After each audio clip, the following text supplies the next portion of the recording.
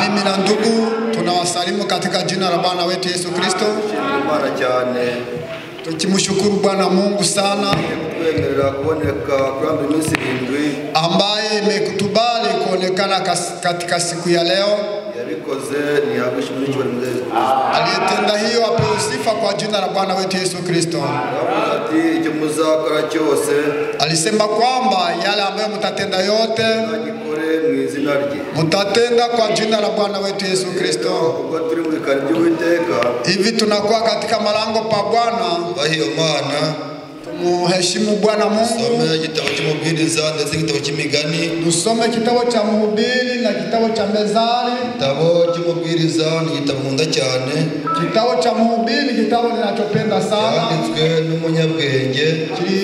Kiliandikwa na mwenye busara. Nami ninaposoma ninashangaa sana. Kitabu cha Mhubiri sura 11 umurongo umwe wonyine ni shairi moja tu. Abansoma ondotrebe migani. Nitakuwa nikisoma hicho na mwenye atatazama kitabu cha Mezali sura 3 umurongo wa 9 shairi ya 9. Imana idamugisha. Mungu awabariki. Turasoma mu izina ry'Umwami wacu. Tutasoma kwa jina la Bwana wetu Yesu Kristo. Nyanyagiza imbuto yawe ku mazi, kuko igihe nigisohora uzayibona hashize iminsi myinshi. Ubigabanye 7 ndetse n'8 kugeza kuko utazi ibyago bizatera ku isi ibyari byo. Amen. Imigani. Amen. Ubahishe Uwiteka ubutunzi bwawe n'umuganura w'ibyo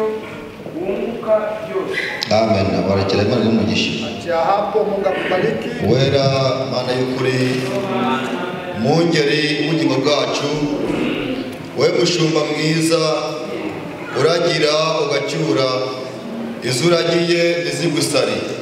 Ni weho Mana yacu twiringiye uyu munsi, mwami uturinde twe gukorwa n'isoni.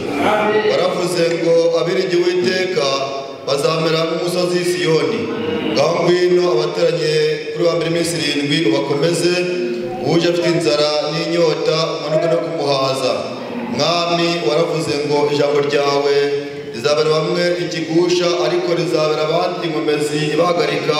Nemera Mwami uyu munsi ntagire ijambo ryawe ikigusha, ahubwo Mwami uryumva wese abashe guhagarara yemye mu izina rya Yesu Kristo. Ngwino udukomeze twumvishe ijambo dusomewe Mwami, ni inyuguti, emera buri nyuguti uze wa Mana wandikishije ubashe kwikuramo umutima wacu uno munsi. Bana natwe utuyobore muri byose, wigaragaze, uheshe icyubahiro gutangira no guheruka, n'aba ari twe ahubwo wowe Mwami icyubahiro kibi cyawe n'iteka ryose. Amen. Amen. Turabasha kwicara. Aweza keti. Dushimiye Imana yongeye kudereza uyu munsi. Tunamshukuru Mungu ambaye ametupa siku ya leo. Uwiteka ni umubyeyi. Bwana Mungu ni mzazi. Uwiteka ni umutabazi. Bwana Mungu ni mtetezi. Uwiteka agira neza. Bwana Mungu ni mtenda mema. Uko aravuga ati nta mwiringiye uzakorwa n'isoni. Sababu anasema hakuna aliyemtumaini atahayalika. Aravuga ati imigunzu y'intare ishobora gusonza.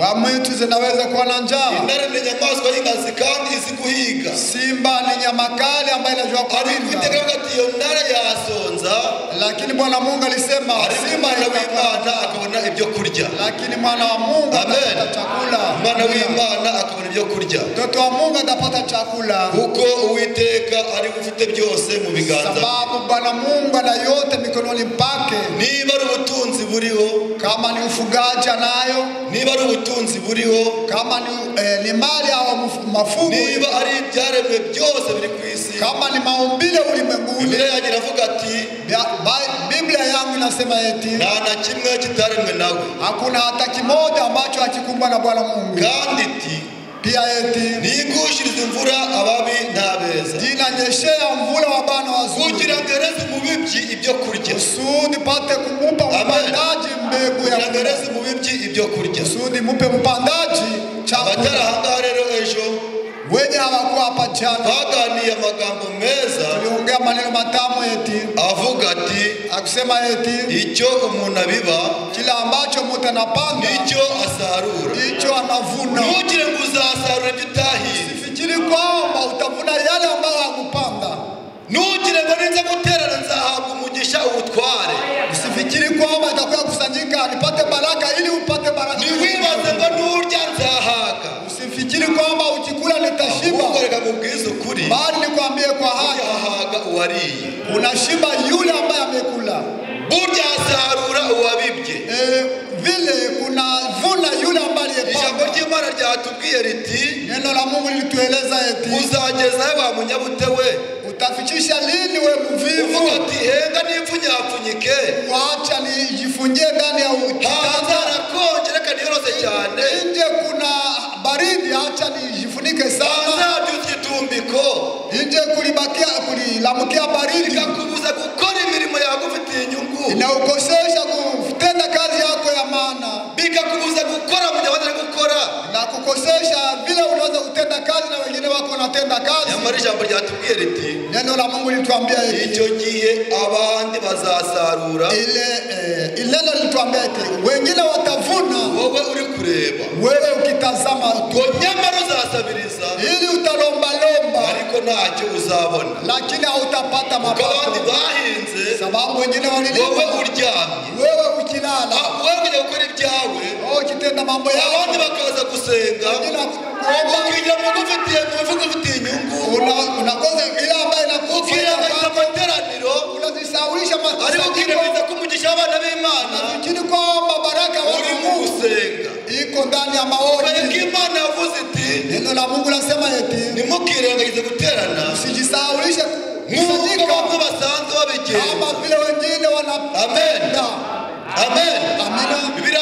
nyamara barabiba. Biblia inasema ili Ngo wanapanda babiba byinshi bagasarura bike. wanapanda mengi wanavuna Ngo kidogo. bagenda bagakora cyane.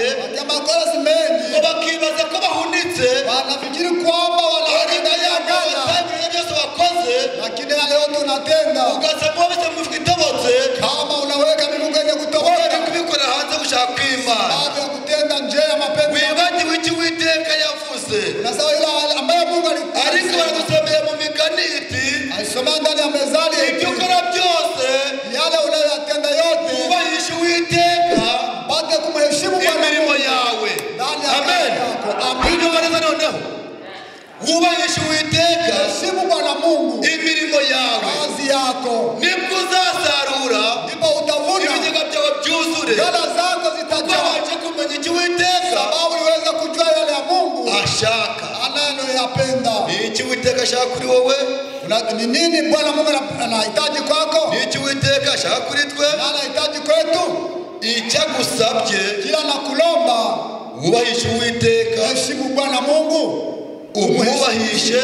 umheshimishe Ibikwiye Uwiteka yale anayomstahili ubimuhe. umupe, Nibwo uzabasha ndipo utaweza kubona umusaruro w'ibyo wabiba. kupata mavuno ya ambayo Amen. uliyoyapanda. Naho wowe ujya kubikora ukagenda wirengagije icyo Imana ivuga. Kama unaenda kutenda ile unasisaulisha yale Mungu anayoyasema, Icyo Uwiteka avuga ile ambayo Mungu unasema nicyo tugomba gukora. ni ile ambayo tunaweza kutenda.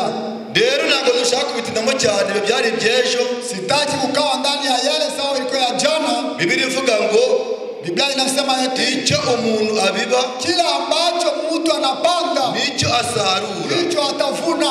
Ibyo byari iby'ejo. Yale alikuwa mambo ya Ariko jana. reka dushimire Uwiteka ko yemeye ko tugaruka. Acha tumshukuru Amen. Mungu alikubali Rero tubyumve neza. ya leo tuisikie vema. Nanone ntabwo turajya kure y'ibyo.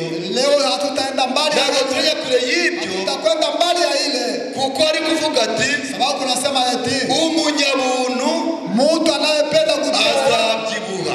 atanenepa. Niryo jambo ryacu ry'uno munsi. Hilo neno letu la leo Niwo mutwe w'amagambo yacu y'uno munsi. ndio kiini cha maneno ya leo. Umunyabuntu Mtu anayependa azabyibuha.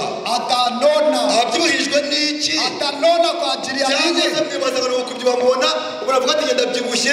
Labda unafikiri wale ambayo wanaona wananenepa wananona, nilipata Narariye. nilikula. Wareba umuntu ugasanga n'umuryango ntari kuwukwiramo. Unaona mtu na mlango hawezi kupita, Byatinda gake anaokawa kidogo ugasanga batangiye kumutembereza mu kagare. kumtendeza ndani ya baskeli. Ntabwo ari iki jambo ry'Imana tubwira. Haiko ile ambayo neno la Mungu Ariko anaeleza. umutwe w'amagambo uvuga uti Kile cha maneno yasema eti umunyabuntu azabyibuha. yule anayejua kutoa Abyibuhijwe atanenepa. Atanenepeshwa na Kuko nini? ibyo ufite Sababu yale ujya unayo kubahisha Uwiteka. ujue kumheshimisha Kandi Mungu. ibyo ufite Yale unayo bigwa kubana n'abandi. ikupe kuishi pamoja na Uticara wengine. muvuga ati ni ibyanjye. Sema ni mambo yangu, Reka kuko nahirwa n'Uwiteka sababu kuwapata heri kwa mbashe Mungu. kurya njyenyine.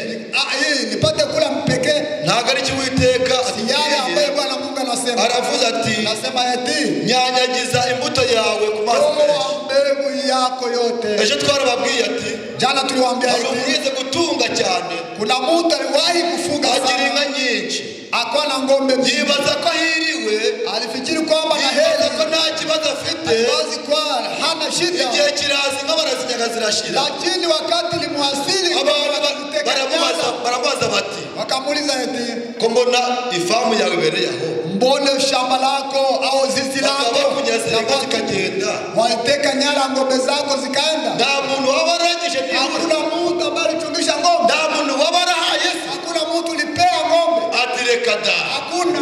Baravuga ati burya ntabwo ariko wanyagwa. Hata utaka Ati nyara yanyazwe kera. ulitekwa nyara Kugira ngo zamani. amenye gushimisha Uwiteka Waweza kumheshimisha Bwana mu byo Mungu utunze. ndani ya mafungo Ijambo yako. ry'Imana rivuga ngo mu byo utunze Unatoka yale unayo, ngo bihereze ngo barindwi ndetse n'umunani. toa kwa 7 wala 8. Kuko ibyo uri gutanga Ambaye yale ujya unayoyatoa uri kwibikira. unajiwekea. Amen. Amina. Uri kwibikira. Unajiwekea. Uri kwibikira. Wewe Kuko unajiwekea. mutazi Mama haujui ibyago bizatera. gazabu ambayo itakufikia. Ubutunzi ntabwo amenye ko burya bibaho. Yule mfugaji hakujua kwamba iko, Ntabwo amenye ko bazijya zigashira. hakujua kwamba waziteka nyara. hakujua kama wataziteka ariko yaza kubahisha Uwiteka alimheshimisha Bwana Mungu burya inka ziba zaragarutse ng'ombe zingalipasha kurudi amen amina ziba zaragarutse waliweza kurudi kora mutazi ibyago bizatera baba mjue gazabu ambaye yazaza ibyo kurya umuntu afite mimi niliona kwamba na chakula unayo ntabwo biryo uri kubirya wenyine sio tamu wakati biryo bisangiwe kwa tamu changana wengine hari umuntu uje gusanga ari kurya kuna mtu niliwahi kukuta iko kugira ngo yere gutonera ivoka alikuwa anamenya bakajya bakumva ngo bushetama ngo buri kuza anasikia utamu na saladi na machafu asikia utamu ndani ya machafu ariko umvisha buri ivoka riryoshye asikia kwamba voka hivi na utamu wabyumva ko riryoshye utariri unaweza kusikia utamu kama haukuikuta biryohera bari kubirya inakuwa utamu kwa wale wanasabambira byo twariye ejo batari bahari basi vitu tulikuwa cyabashe kubirya kula byariye abari bahari ilikula wale walikuwa byariye abari bahari ilikula wale waliyekuwa ariko biravuga ati lakini Biblia inasema eti yanyagiza toa ubutunzi bwawe mali yako cyangwa se imbuto yawe wala mbegu yako bigabanya abantu wawipe wa ndugu zako kugira ngo kusudi mu gihe kizaza wakati itakapokuja uzabashe kugororerwa ili upate kupata malipo icyo Uwiteka sababu ulitoa ile kubatinza uwe utazaturebere imigani anayehalikisha tutazamia kitabu cha jambo cy'Imana twiranga twiga kubana abantu bose amahoro neno la Mungu natuambia tujue kuishi pamoja na Uwiteka ubutunzi bwacu pia tumeheshimu na mali yetu kabira vango igipfunzi gipfumbase sababu mkono inayekumbatia ntabwo cyangwa umugisha gitarapfundura haiweze pewa baraka nazo gutanga niko guhabwa amen oya murabyumva neza sikia vema ntabwo nufumba igipfunzi cyawe kama unafunga mkono wako uzabasha guhabwa umugisha utapewa baraka ahubwo ntabwo umugisha uri mu guhabwa utapewa baraka mu kutoa umugisha ntabwo uri mu guhabwa baraka sio ndani ya kutoa umugisha uri mu gutanga baraka inayokutoa Imana iguha umugisha kugira ngo umugisha no kubuza hari impamvu tugiye kumuha kuna sababu reka mubwize ukuri wacha nikwambie kweli umuntu bashobora kumutuka amuhora ubusa mtu anaweza kumkufuru umuntu bashobora kumuvuga ibibi byinshi anaweza kumuteta kwa mambo mengi ari bamuziza ubusa kila kifia bure bamuhora ubusa kifia bure ariko nta muntu upfa gukundirwa ubusa lakini hakuna mtu akupendewa bure nta muntu wakundirwa ubusa hauwezi kupendewa bure Imana iguha Mungu akubariki ubusa kwa bure ntabwo biba no hayuko ntabwo biba haikuwe maze ngo bamaze kurya inyama nziza walishakuwa nyama ngo bamaze kurya n'ubugari chakula ngo bamaze kunywa amata walishakunywa baravuga maziwa ati ikirya nk'iki nasema kama wakati kama huu bamaze kugira ute bamaze kurya wakishakula ahabwa isezerano akapewa ahadi Abrahamu wabivuze ati ndugu alisema nanjye nshaka kuvuga iyo maze kurya nami ninasema iyo maze kurya ngo nanjye mbona imbaraga zo kuvuga nami napata erega burya iyo utarya kama iyo utarya urapfa iyo utarya uranuka ubuzima bw'abera ubuzima bw'abakristo turi mu kurya amena ushaka kubaho kuishi uzabwirize iminsi mirongo ine maze urebe fahumu siku mbili uone hari ikintu ngiye kumva kuna kitu ambacho nilisikia niba ari muri Kenya ni Kenya pastor ngo niwe mu Pentecoste Kenya ni pastor wa pastor ndabwira abantu ati watu murabizi najua kugira ngo mubone Imana kusudi mpate Mungu babwiriza ubusiminsi mirongo ine fahumu siku 40 kandi kubona Imana ugomba gupfa pia kupata Mungu ni sawa na kufa wiriza ubusa usifahumu urabwiriza ubusa usahumu urabiza gupfa kisha kufa gupfa ngo niyo nzira yo kubona Imana ndio njia ya kupata Mungu ubwenge cyangwa ni ubupfapfa akili wala ni upumbavu bagiye kubimenya waliwahi kujua bagiye kumenya ikintu kujua kile kitu bagiye gukora ikintu kiri kuba bamaze gusoma mirongo icyenda na gatandatu kufa watu 96 abantu mirongo icyenda na batandatu watu 96 bose bapfa wote bazize ubupfapfa sababu ya ujinga iminsi mirongo ine siku 40 mugira ngo abapfapfa ni abadasenga mnafikiri wapumbavu ni wasioomba mugira ngo abapfapfa ni abadasenga wasio wapumbavu ni wasioomba acha nikwambie kweli nubwo iri jambo rigisaba benshi wala hata neno hili linasema watu wengi hata neno hili linasema watu wengi na watumishi wengi bari wanatafsiri abaricho icumi bivuga ngo bari hamwe. Amen. Bari hamwe. Amaze ko muri hano niko muri kumva kimwe. Ugira ngo ngende kuvuga neza ngo muri kubyumva. Bifite ba nyirabyo. Kuna wenyeji bari hamwe. Walikuwa pamoja. Ijambo ry'Imana avuga ati Mungu anasema yote. Ukatinze Bwana Yesu akitawa wote wakasinzia. Kugira ngo yaje kuvuga ati mwereza ku mute yawe ari ikarurage wo mu Rwanda yagomera mumereza bari hamwe walikuwa pamoja, ariko icyabishe ni kimwe, lakini kilichowaua ni kimoja. Bangaba abanyabwenge Yacho watu wanakuwa wakili, barumvise walisikia bashira mu bikorwa, abandi babyumvishe babigira ibisanzwe ngo se hasheres ikijya bivugiye kuva mu Buganda dusabese kuva mu Rwanda. Uzi imyaka yabibwirije, uzi imyaka runaka yavutse babwiriza, igihe cyabaze amateka, igihe cyabandi wale wote ijambo ryarabwirijwe neno lilihubiriwa, ukabifata n'ibyubu, ulisema ni mambo ya leo, ukabigira n'ibisanzwe, ariko hari ikidasanzwe. Ijambo ry'Imana rivuga muri iyi si, wibaza ko ariko bisanzwe, wibaza ko ariko bizahora, uzaya kwikanga abantu bagiye, uzaya kwikanga umugeni yagiye, ibibazo biracyari mu isi kujya byarangiye, kumbe ilisha ujye kuryama wibaze ko turyamye rero tuzirirwa gutyo, ujye kubyuka mu gitondo ujya mu ngendo agiye nijoro, warabyirengagije ubifata ibyoroshye, ubigira reja ubigira ibisanzwe. Barababwira ati ijambo ry'Imana riravuga ati kuko nanga sababu ninayokatala, oya kuko nanga icyo nanga, sababu ile ninayoitoa, kuko icyo nanga ile ninayoitoa, ile ninayokatala nawe wabyumva, na unaisikia, atari kigiye babivugiye, lakini si atari ko bagiye bareka bakoroshya. fanya nyepesi. Hari muri izo bwana nawe musere hano, kuna mtu aliongea na dada dusohotse tulipotoka nje, tuganira ku gikanzu yari yambaye, tukaongea kwa kanzu ambayo arangije naramwumvishe, ndavuga ati Imana uracyafite umurimo mwinshi, Mungu ungali na kazi nyingi, ndavuga ati Imana uracyafite umurimo wo gukora, Mungu ungali na kazi ya kutenda. Umusore aransubiza ati ngo erega muri Afrika alitujibu ndani ya Afrika batugize imbohe, mlikuwa mmetufanya watumwa, twari tuboshwe, tulikuwa wafungwa. nimba namusubije Kama nilimjibu amubwira ati nikamwambia noneho bisobanure ko hano mwiboho, tafsiri hapa mlifunguliwa basi.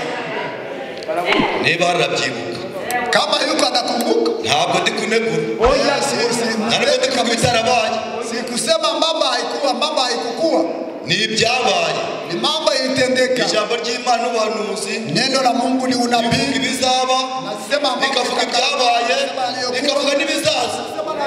Ujye ubyumva ubyirengagize, usahaulishe, uzabona iherezo ryabyo, utapata mwisho wake.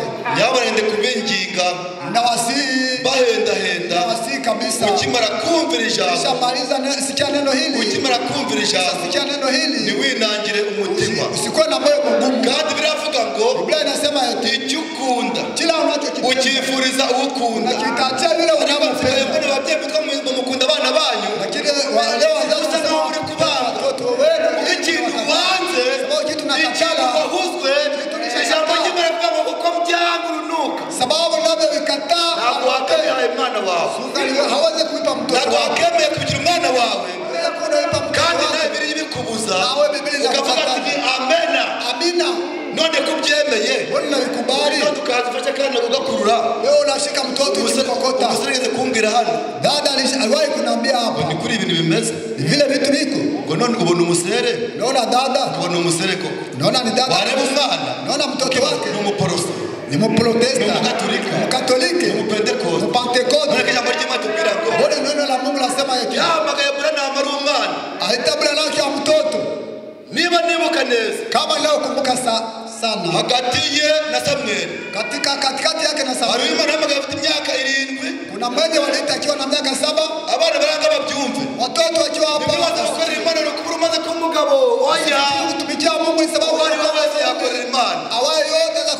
Mungu. Ufakwemera gusikia jambo ry'Imana rivuga. Baada kubali yale neno la Mungu lasema. Umwana afite imyaka 7. Wala alikuwa na miaka, mmoja alikuwa na miaka 7. Afite imyaka 12. Mwingine alikuwa na miaka 12. Niyo mwarasomye neza. Kama mlisoma mzuri. Wale miaka 12 yabari Branham, yabari Samuel. Alikuwa na miaka 12. Samueli wala ni Branham. Samueli. Samueli. Yafite 12. Alikuwa na miaka 12. Branham. Yabaga afite 7. Alikuwa na miaka 7. Simubyumva neza. Unabisikia vema. Bari batoya. Si walikuwa bari abana. Si walikuwa watoto. None mwibaza ngo Imana ngiri gukoresha bande. Mujya abana banyu muri kubica. Ashaka bazakorera Imana kuko Imana ibishaka. Kama vile mapenzi yake. Mureke twubahirize Uwiteka. Acha tumheshimishe Bwana Mungu. Ubutunzi bwacu. Mali yetu. Abana Imana bahaye. Watoto Mungu aliwapa. Batuma mukora ikintu. Msikuwe Uwiteka yanga urunuka. Ambacho Mungu anakataa. Kandi kubwira abakuru niba mwumvisha baramugisha. Kama isikia Mungu awabariki. Imigani 11. Methali 11. 25. 25.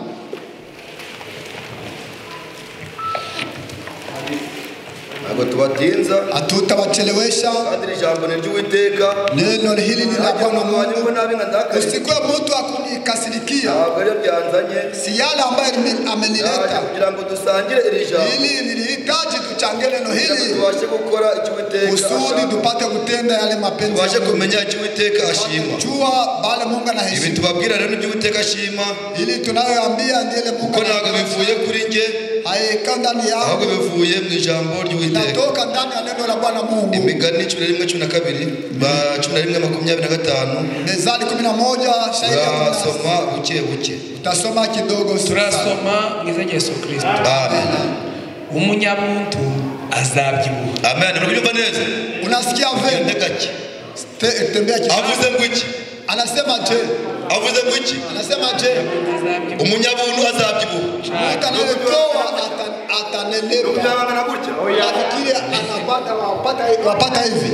Kubyibuha Kunona ni ugukora ikintu cyose ijambo ry'Imana rikubwiye. ni kutenda neno la Mungu kugira ubuntu. Kama unasikia neno la Mungu Nyanyagiza ubutunzi bwawe. toa mali yako. Twemere dukore icyo Uwiteka ashaka. Kubali yale Mungu anapenda. Biblia ivuga ngo Biblia inasema gutanga toa bihesha umugisha. inatoesha baraka. Umunyabuntu Mtu wa kutoa azabyibuha. atanona. Kandi ibyo dukora Yale tunayoyatenda n'ubunyangamugayo. yatende kama mtu wa haki. Ubunyangamugayo. Tende kwa mtu wa haki. Bare kubikora ngo niba ngiye kwa Tende kwa Faustin. wamuhaye amadolari 100. Mpa dola 100. Kandi kuhimbaza kwa murabizi. Unajua? Oya. Hapana. Abantu benshi bamenya gukora Watu wengi wanajua kutenda mema. kugira ngo bihimbaze. Kusudi wapate kuhimidi. Hapana. Abana b'Imana. Watoto wa Mungu. Bidukoreye kwihimbaza. Tusitendee Kureka imirimo yacu. kazi zetu. Bahisha Uwiteka. Pate kumheshimisha Bwana Mungu. Umunyabuntu Mtu anayependa kutoa azabyibuha. atanona. Komeza. Endelea. Umunyabuntu azabyibuha kandi uvomera abandi nawe azavomera. Amen. Bavuze ngo iki? Anasema je, Nimba uyu munsi umukecuru atagishobora kuvoma bari kama kumuvomera. mkongwe hajui kuchota, Niba ariko nakoreza akantu mu rugo ati nyabona akira. anamletaka kitu nyumba na Ukabona ejo baguhaye unaona nuko wanamungu nawe ugeze gutanga. sababu nao uliwahi kutoa. Niyo mpamvu nababwiye ati Ndio sababu niliwaambia cyangwa ijambo ry'Imana yatubwiye riti wala neno la Mungu lisema icyo umuntu abiba kile mtu niba waratanze nawe uzahabwa. kama ulitoa nao utapewa, Ukuvomera abandi kana ichotea nawe wengine uzavomererwa. nao utachotewa, Ariko uri kwifuza guhabwa lakini unahitaji kupewa. Wewe ni uri kwifuza ngo bagufashe unajua wakusaidia kandi wowe udafasha abandi. kusaidia wengine, Ntitwabivuze rero si tuliusaidia uri kwifuza ngo bagufashe unahitaji wakusaidia kandi nawe udafasha abandi. nao wakusaidia wengine, ngo tuye kubakira runaka wende kumjengea uri fulani simbirimo wewe bakajya bakagufasha kukuzuza ukisha ejo kujaza tuyakugwaho nyumba inakuwa ngo yemwe yemwe ngo inzu yangwiriye ngo muze kumfasha uri kuzabafasha ryari nawe nawufasha. mbona wausaidiake uvomera abandi nachotea wengine nawe azavomera nawe atachotewa, nawe azamuvomera. wewe utamchotea. Ntabwo ndi kubigisha ubusambo, ntabwo ndi kubigisha kuzatanga, ulafi, hapana, ahubwo ndabigisha kugira ubuntu. bali Amen. Ijambo ry'Imana ridufashe tumenye icyo turi gukora, tujue yale tunayo, ntitugikorere kwihimbaza. tusijipende Ariko ngo murabizi kusudi pate kujiinua, ugenda wihimbaza, ukijihimidi, ugenda wivuga ibikorwa unajitapa matendo, wabikoze ni byiza, ndio ulitenda, byakubera byiza inaweza kuwa vema kwako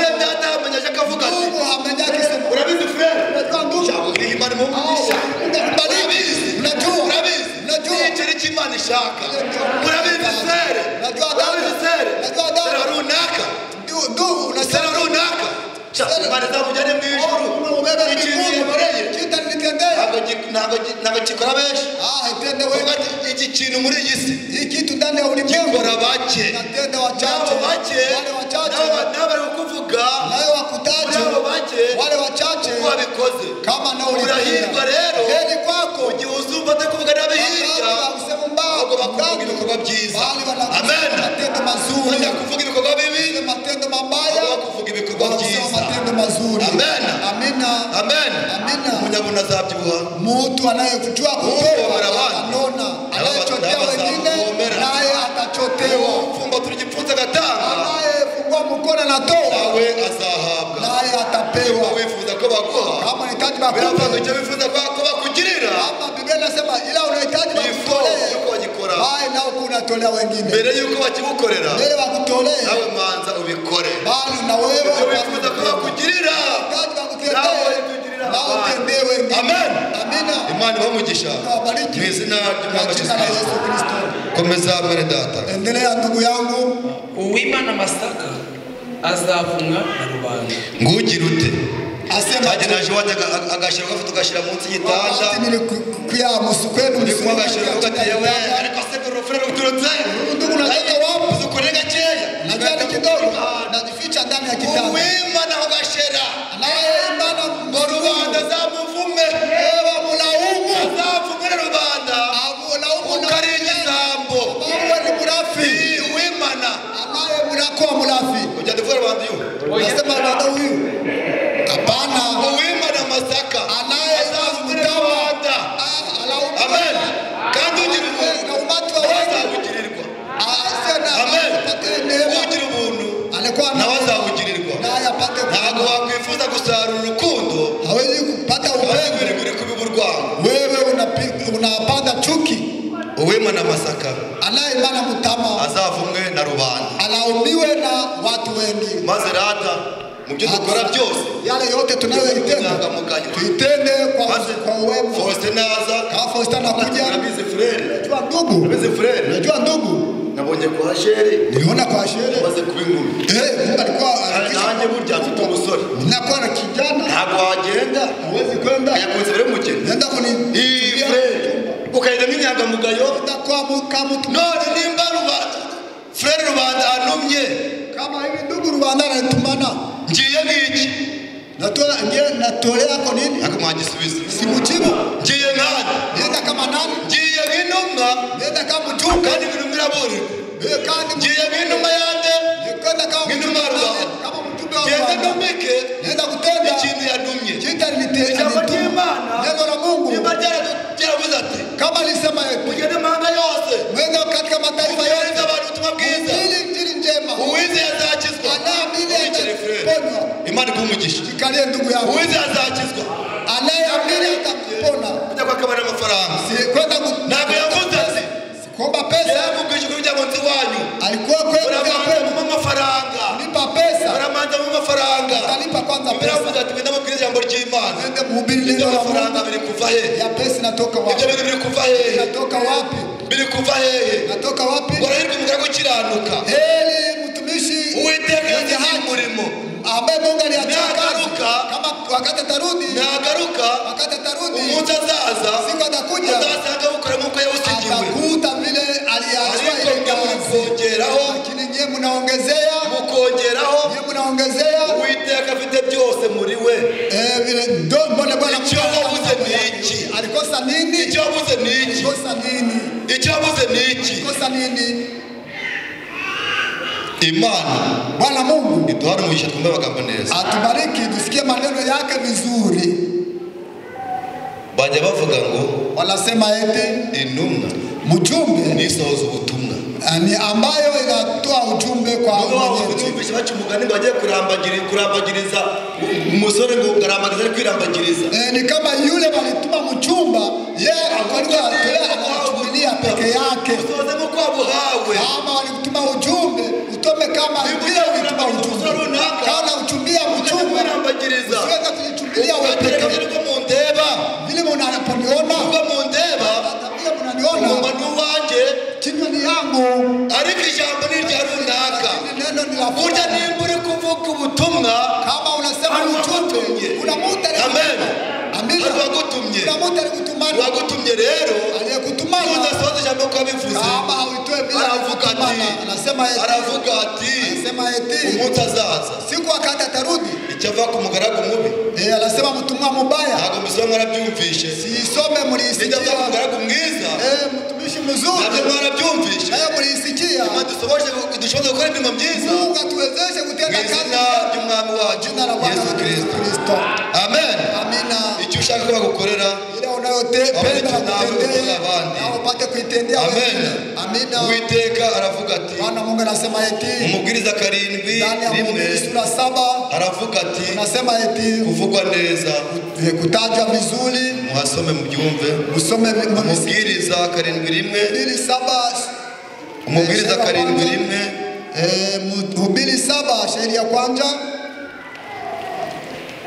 turasongize Yesu Kristo amen kuvugwa neza kuruta amavuta atamye igiciro cyinshi amen kandi umunsi wo gupfamo agarira frere simambia hapo murongo hejuru shairi ya ile ya chutu kuvugwa neza kuruta amavuta atamye igiciro cyinshi ngo kuvugwa neza usema vizuri kuvuga icara frere ijikalie ndugu ngo kuvugwa neza usema vizuri kuruta amavuta y'igiciro cyinshi zaidi ya mafuta ya thamani neza ni zaidi ya mafuta ya thamani sana none ugira ngo uvugirwa neza ubusa mnafikiri kuna mtu anasema mukora imirimo myiza tenda kazi mzuri icyo Uwiteka ashaka natenda ale Mungu anayopenda kwihimbaza usijihimidi kuko kuvugwa neza au kusema vizuri biruta amavuta y'igiciro cyinshi ya mafuta ya thamani nanone Imigani 22:1 Mezali akavuga ati tunasema eti Imigani 22:1 kugeza ku 2 Mezali 22 hakavuga ati tunasema eti kuvugwa neza kusema vizuri biruta ubutunzi bwinshi zaidi ya mali kuvugwa neza kusema vizuri fulani ati unajua ndugu urabizi ariko unajua ngagira neza anatenda vizuri aba neza ni mtu mzuri abantu bose amahoro anaishi pamoja na watu wote salama kubera iki sababu gani ari kuvugwa neza anasema vizuri hari impamvu kuna sababu nababwiye ngo umuntu bamangira ubusa bakamuvugira ibibisi ubusa ariko nta muntu bakundira ubusa lakini mtu hawaweze kumpendea kuvugwa neza kusemea mbaya biruta ubutunzi bwinshi kusema vizuri ni zaidi ya mali nyingi ubutunzi ufite kama unajua uko na mali nyingi ubwohisha Uwiteka uheshimishe Bwana Mungu kugira ngo uvugwe neza sema vizuri biruta ubwo butunzi bwose zaidi ya ile mali yote kandi kuvugwa neza kusemea vizuri biruta amavuta y'igiciro cyinshi ni zaidi ya mafuta ya thamani amina kandi mujye mukora Uwiteka munezerewe mko natumikia Mungu Uwiteka avuga ati sababu Bwana Mungu anasema eti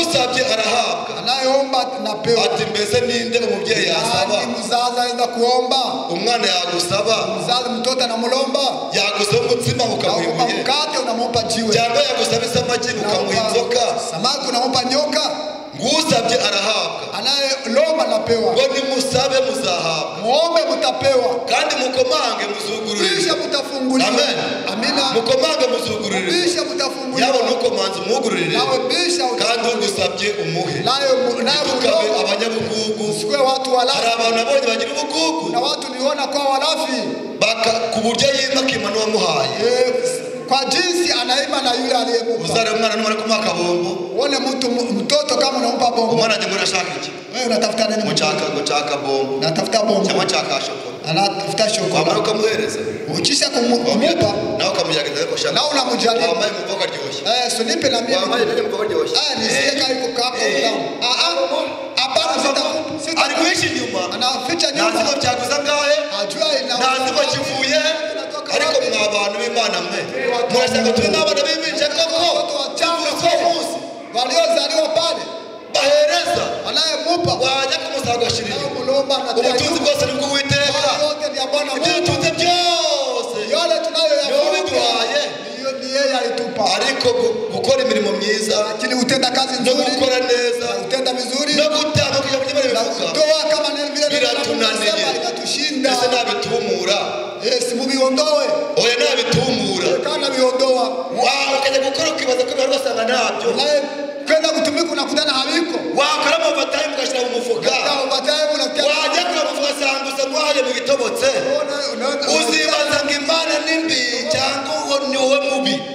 Unafikiri Mungu ndiye mbaya wala wewe ndio mbaya? korera Uwiteka Tumikia Bwana Mungu kandi umenye kwiyubahisha tuwe kujifurahisha umurimo wawe na kufanya kazi yako. umenye kubahisha Uwiteka pate kumheshimisha Bwana Mungu ubutunzi bwawe ndani ya mali yako. umva ijambo rinejeje gusumba neno la maana zaidi ya maneno yote. Uwiteka yavuze ati Bwana Mungu alisema eti agomba kubaha ibirenze ibyo musaba. Atawapa zaidi ya yale ambayo mnalomba. Murabyumva neza? Nasikia vema. Uwiteka Bwana Mungu ashobora anaweza kuwapa ibirenze zaidi ibyo mwifuza, yale mnayohitaji, ibirenze zaidi ibyo musaba. yale mnaomba. Ariko sahari lakini sasa twifuza iki? Tunahitaji twifuza gute? Tunahitaji je? Tusaba iki? Naomba nini? Ese bene data sasa tubisaba gute? Niba ijambo ry'Uwiteka rivuga ati ashobora kuduha, anaweza kutupa ibirenze zaidi ibyo dusaba. Muri Luka 1:53 ndani ya Luka sura nasome ndajango dusoze.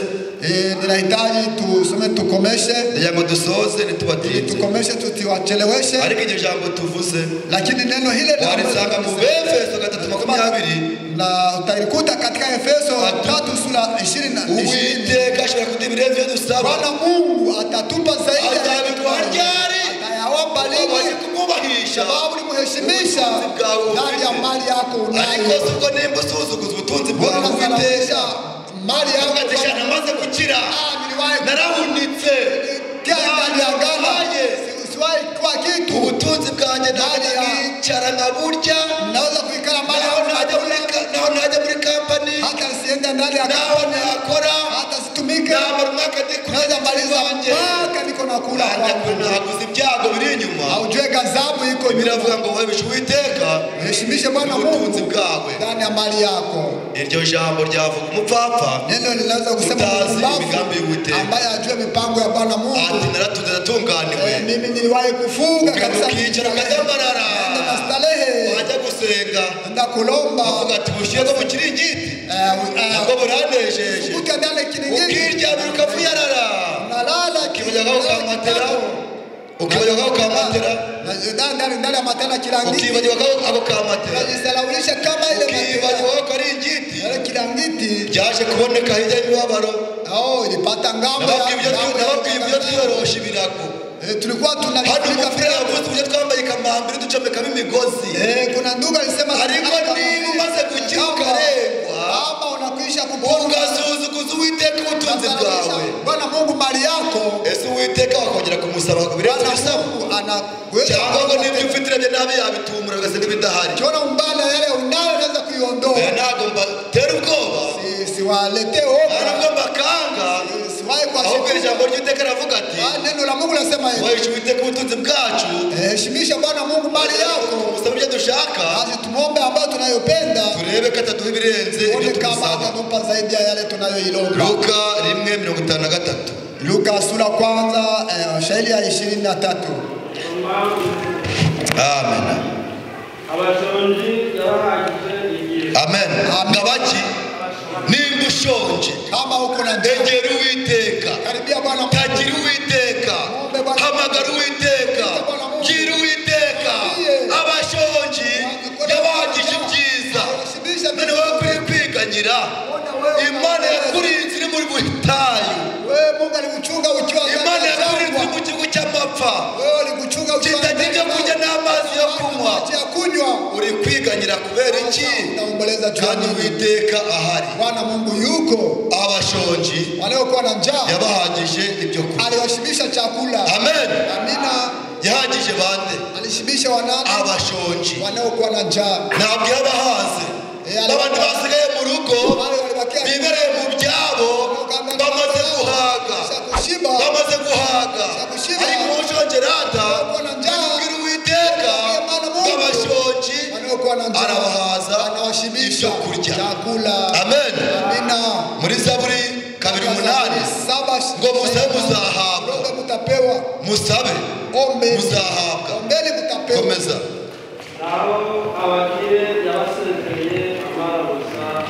ngo nabo babakire rata yale badavamo tatuje neza Mlisikia vema? Nabyumvise neza. Mlisikia vema? Aba bantu kama ndatunze. Wale wafugaji. Ndatunganiwe. Mimi nilistahili. Reka kukukandi. Acha nitie mugujwa wengine. Ngabakira niyo bicaye ngo bicare kwabo.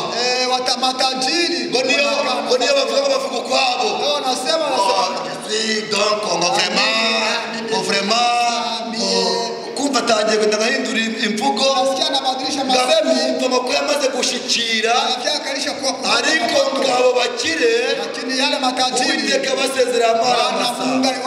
Amen. Tupu. Kuvugwa neza. Kusema vizuri. Biruta ubutunzi bwinshi. Zaidi ya mali nyingi. Mukore neza. Mutende vizuri. Ukukore neza. Baba anatenda vizuri. Ari kuvugwa neza. Yeye anasema vizuri. Kandi kuvugwa neza. Biruta ubutunzi bwinshi. Ya mali nyingi. Reka dusoreze igitabo cya Matayo.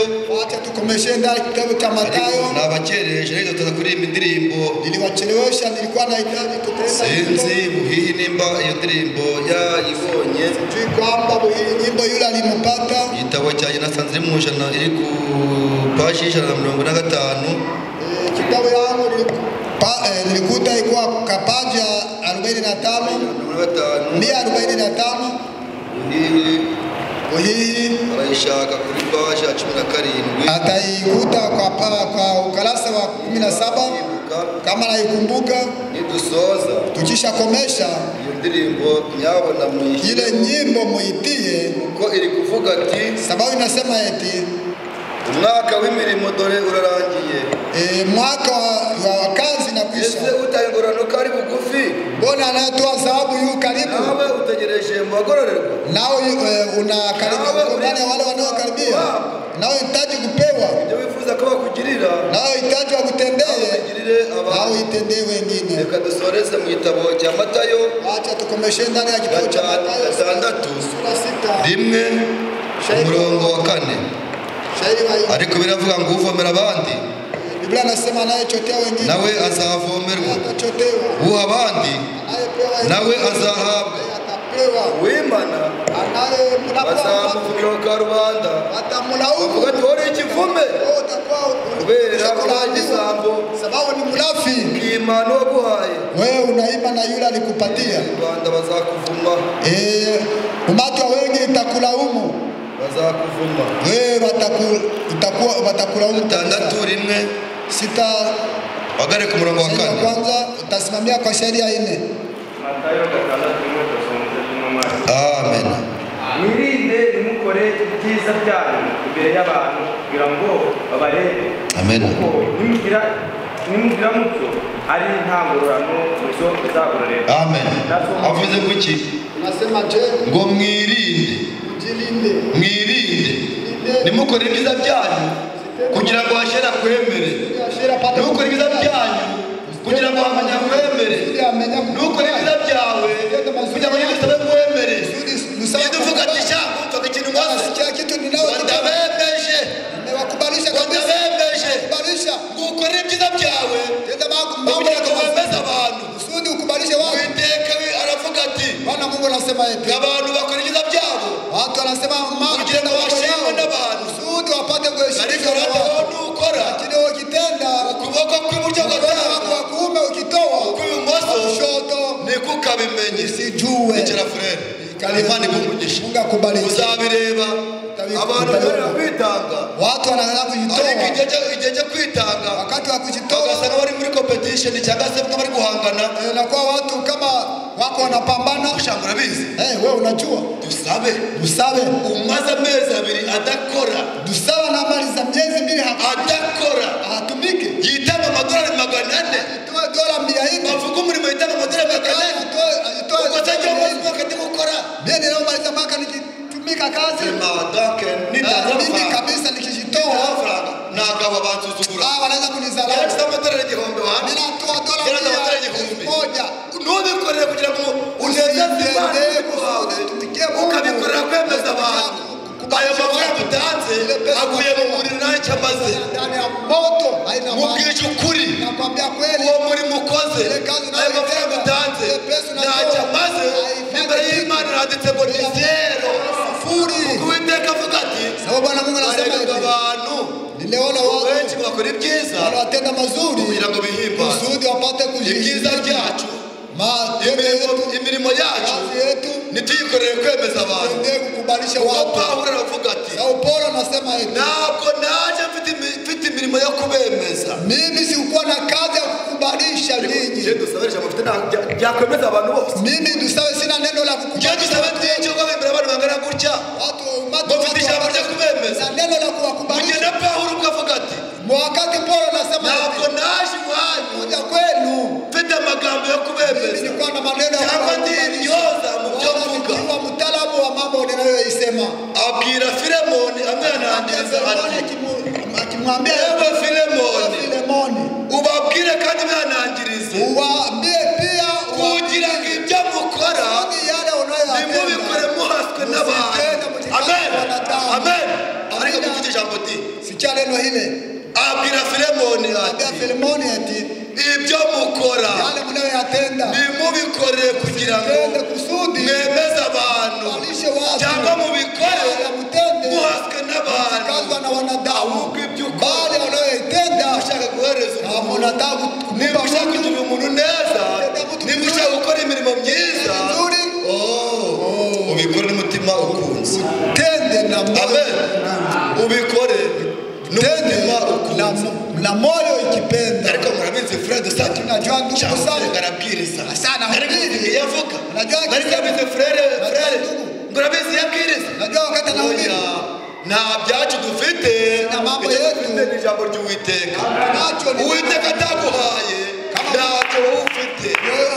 Uwiteka atavuze wabure ibyo mukora byose mubikore kubahisha izina ry'Uwiteka. Ijambo ry'Imana ryaravuze ati icyubahiro mukirekere Uwiteka heshima muipe Bwana ibindi Mungu byose bizikora. yale yote kayitenda. Washyize kariya karirimbo Ndugu situwekele nyimbo na tunakomesha kubariki kwa jina la Yesu Kristo. murabyemera? Mnakubali Tuzabikora. Tutabikoreye kwemeza abantu, tende kwa ajili ya tutabikoreye kubahisha abantu, kukubalisha watu, tutabikoreye kwiyubahisha, tutabikoreye kwishyira hejuru wala kujiinua. ubukungu tugiye kubugabanya. Tunaweza kuacha ulafi. Urugo rwawe rwo kwakira abashyitsi, nyumba yako ni ya kupokea wageni, cyangwa urugo rwawe rukumira abashyitsi. nyumba yako inazuia wageni. Ibyo utunze mbese mali unayo bifitiye abantu akamaro, ina maana kwa watu, cyangwa ni igihombo ku bantu? wala ni kihombo kwa wanadamu. Oya, nije mukababwiraga ndio tulikuwa tunawaambia ubahishe Uwiteka, heshimishe Bwana Mungu ubutunzi bwawe, mali yako, kuko umunyabuntu sababu mtu azabyibuha kutoa atanona. Mungu awabariki mu izina la Yesu Kristo. Amen.